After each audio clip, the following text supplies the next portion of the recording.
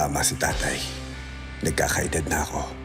Pero ngayon, wala pa din malinaw na direksyon ng buhay ko. Sana, yung napasok kong trabaho, yun na ang maging daan para maging maayos ang buhay ko at ang buhay ng pamilya ko. Sana lang, walang mangyaring masama sa akin. Wala naman akong alam na ibang trabaho. Dahil hindi naman ako nakapagtapos ng pag-aaral. Tanging pakikipagbasag ulo lang ang kakayanan ko. Kaya ito ang gagawin ko para magkadireksyon ng buhay ko. Sa totoo lang, hindi naman ako naghahangad ng sobra-sobra. Ayos na sa akin ang buhay namin. Basta makaraos lang sa araw-araw. Siguro, ang kulang na lang sa akin ngayon, yung babaeng mamahalin ko at makakasama ko.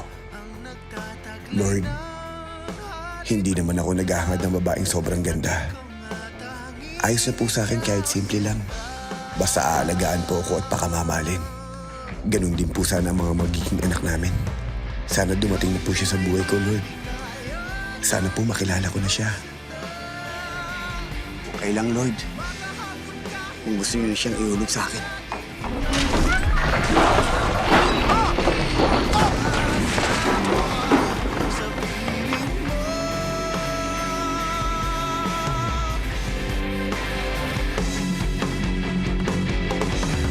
Lord, ang bilis naman.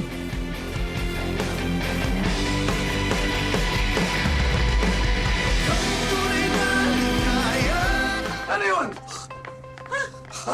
Uy! Sino yan, ha? Saan siya nanggaling? Alan! Siya! Bakit may baril? Tay, hindi ko alam eh. Miss. Miss. Miss.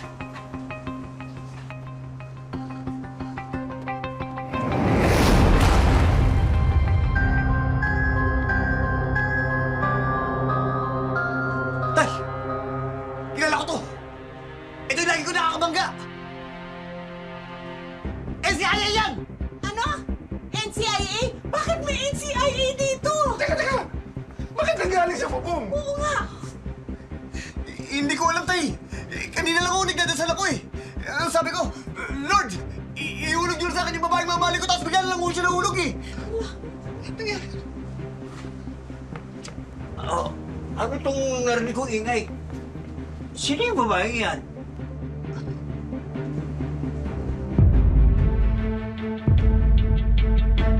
Miss. Miss.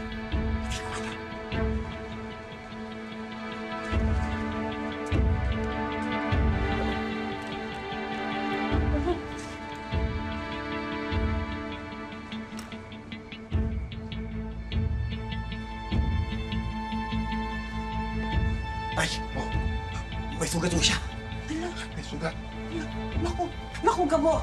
Manong kumuha ka nga ng gamot sa labas, ha? Ako nang gagamot sa sugat niya. Pati yung suot mo, yung mga damit mo, para mapalit ako na rin yung suot niya.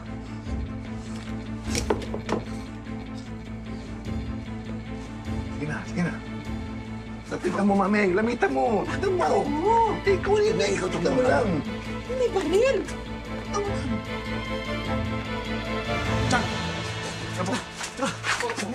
Diyan na lang kayo, ha? Sige na. Ako na ang bahala dito. Sige na, lumabas na kayo. Ako ang gagamot ng sugat niya. Ako na rin magpapalit ng damit niya. Kanya, sige na. Labas. Teka, labas tayo.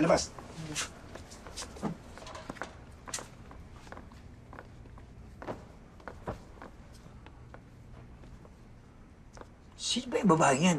Ba't nakarating dito? Chong, bigla na lang mo nahulog sa bubong eh. Bakit sa bubong natin? Katami-dami ng bahay dito sa bubong pa natin nahulog. Tay, hindi ko kayo may humahabol sa kanya. Kaya bigla siya nahulog sa bubong. Baka nga, posible din yun. Kung ba yung mahabol dyan sa babaeng yan, at baka matuntuntong bahay natin, delikado buhay natin. Oo nga, no. Mabuti pa, Dante, lumabas ka muna. Tingnan mo kung mga kahina-hina lang nagmamanman dyan. Sige.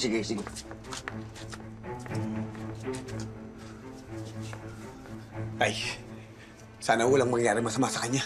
Sana nga.